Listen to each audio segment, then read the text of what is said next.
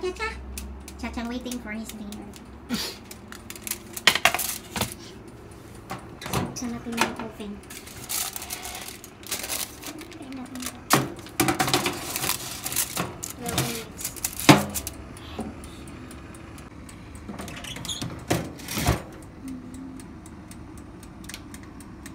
So, ito na guys yung pizza natin. Ayan. Luto na siya. Looks so yummy. So, yan lang guys kinain mo. Let's eat. Sarap.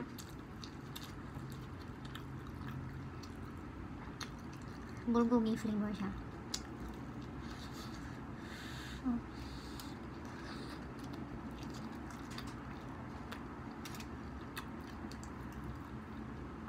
Ang lakas maka-cheese.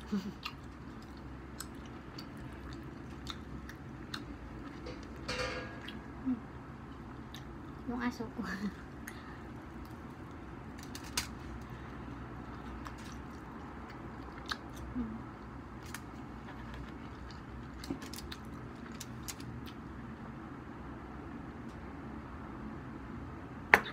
Cheers. Sarap pala tong ano na to, asahin tayo. Sarap pala siya.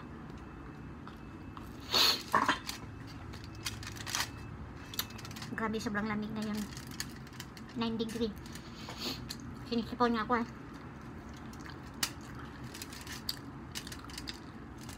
Sinisipon tayo sa sobrang lamig. Dapat may veggie ito, no?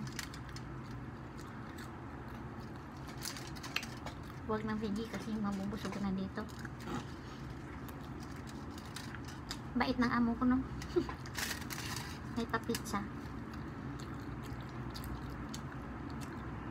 Bumili siya ng pizza, dalawa. Sabi ko, ba't dalawa yung binili mo? Kasi hindi kasi sa ref. Sabi niya, hindi, kakainin mo yung isa dyan. Tapos nilagay. Sabi niya, ilagay mo sa ref yung isa. Baka yung natira sa akin pa rin yun.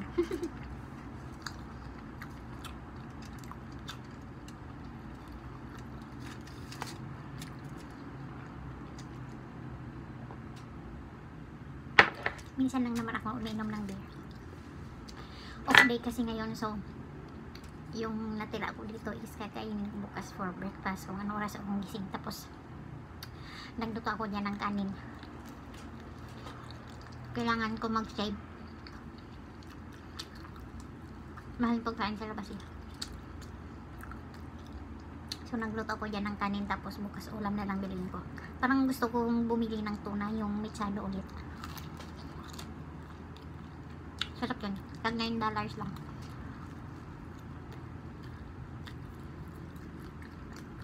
Sana kung may kasama ako dito, mag-share kami. Kasi wala ako lang mag-isa. Kain tayo.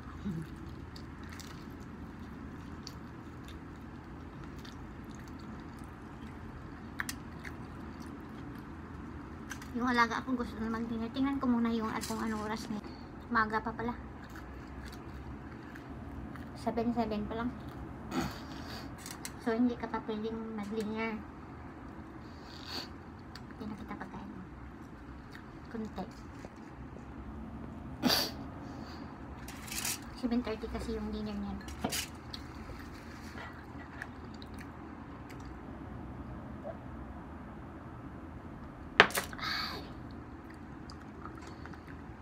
Kalating litro to eh. Maubos ko to. Hindi siya nakakalasing. 3.5 alcohol lang naman siya. Pangilan na to? Pangatlo?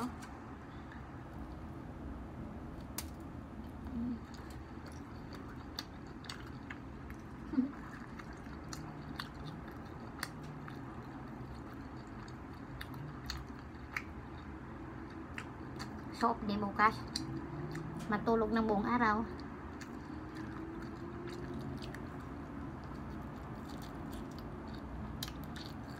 Ulit nagising.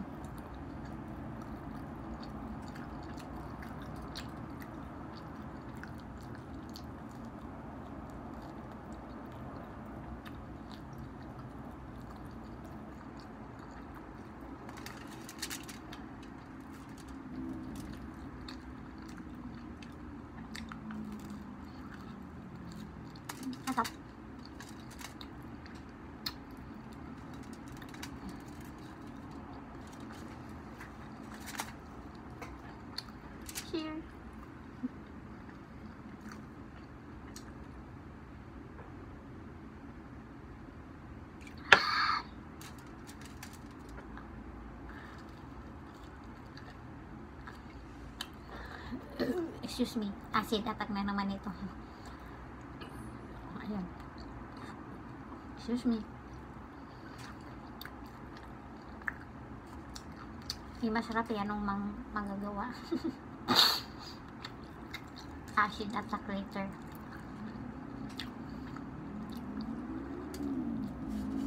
Lakas magka-acid to yung din. At saka ito, acid din to.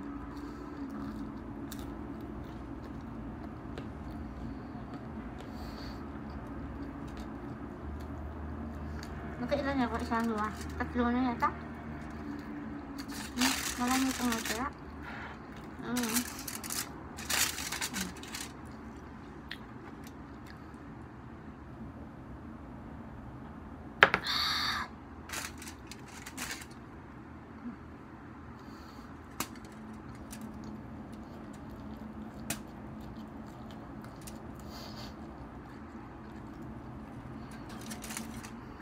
Wait for your dinner na. Your time not yet. Yung aso namin, hindi namin pinapadinner ng maaga kasi nga bukas ng early morning nagsusuka na siya kasi puno na nangangin yung tiyan niya kasi gutom.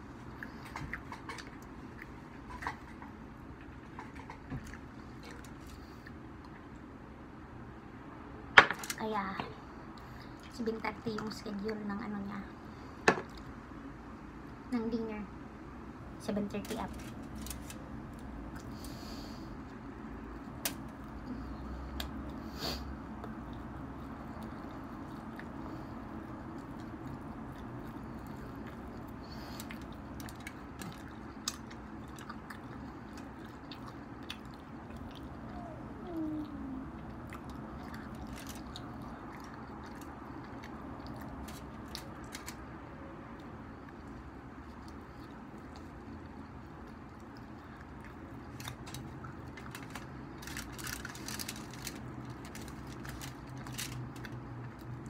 Hindi kaya mag-isip yung amo ko paano ko ubusin yung isang bilog na pizza.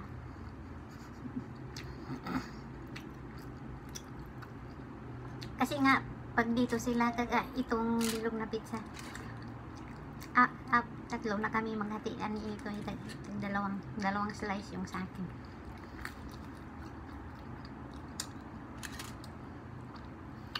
Kung magtanong siya, paano naubos mo yung pizza? Sabihin ko hindi, kakainin ko ito sige. Pero hindi naman yan chismosa. Hindi yan magtanong. Kasi sabihin niya, you eat pizza for your dinner. Kung wala siyang na-offer na pagkain, ako na nakukuha sa ref kung anong gusto kong lutuin o kainin. Hindi kaya minsan pag lumabas sila, bago sila lalabas, bumili yung amo kong lalaki ng pagkain ko, tapos lalabas sila. Hey?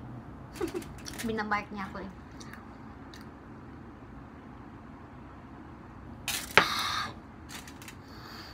Minsan yung binibili niya nandyan lang sa baba namin Jollibee.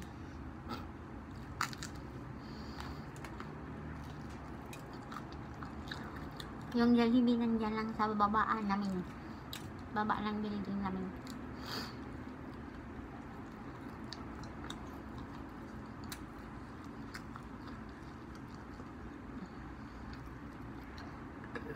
Excuse me.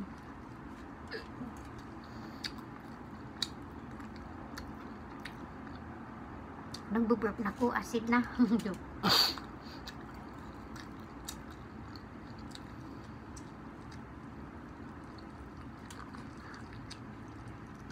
Actually, busog na ako. Kalahati, 4 na slice. Eh, ba't parang nalalasing ako sa ano? Hindi ko pa naubos, parang lasing.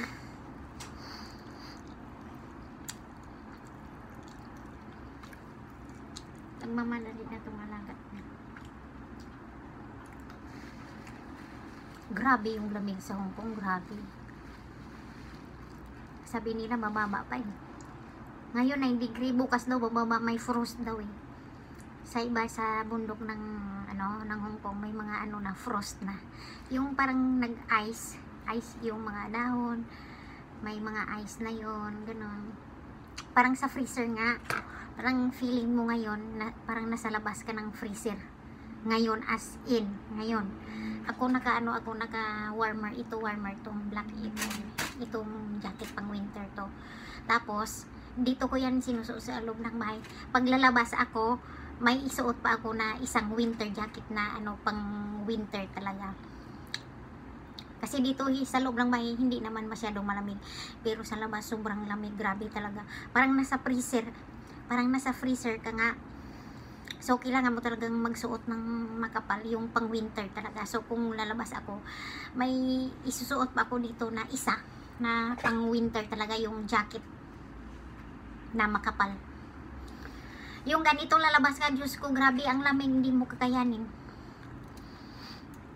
Kahit mag na ako dito sa Hong Kong, kahit mag 5 years na ako dito sa Hong Kong, pero parang feeling ko parang bago lang ako sa winter kasi sobrang lamig yung winter nila.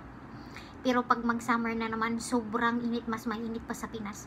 Kasi dito sa Hong Kong iba yung weather nila dito, kasi may malamig, may mainit. So kung malamig, sobrang lamig, pag mainit, sobrang init din, kasi dito puro building yun.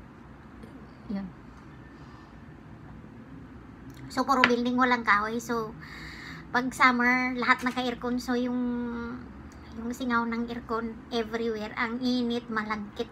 At saka yung pinakay dito is after ng winter is humid. Grabe, parang yung mga dingding, yung mga buong bahay, yan, parang may mga nagpapawis yan, grabe. At saka parang malagkit, grabe yung...